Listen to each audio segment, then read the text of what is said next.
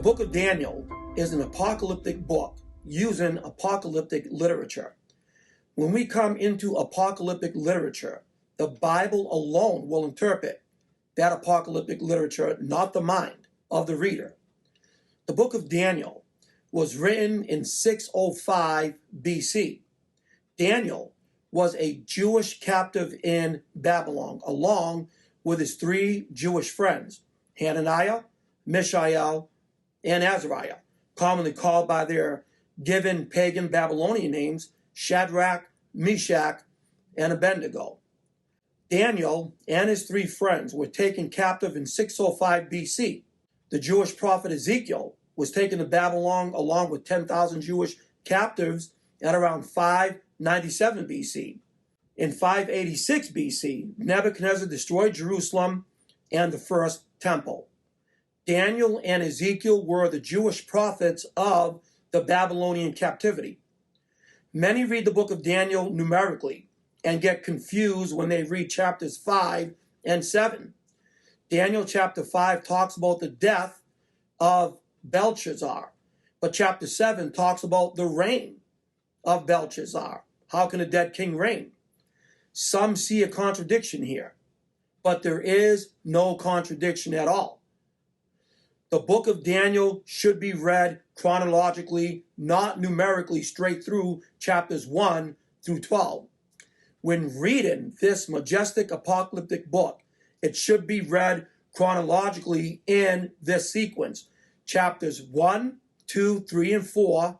Then we fast forward chapters 7 and 8, rewind chapters 5 and 6, then fast forward again to chapters 9, 10, 11, and 12. Chronologically, that is how you should read the book of Daniel. Again, chapters 1, 2, 3, 4, 7, 8, 5, 6, 9, 10, 11, 12. And you will see how events fall into place when we read the book of Daniel in chronological sequence.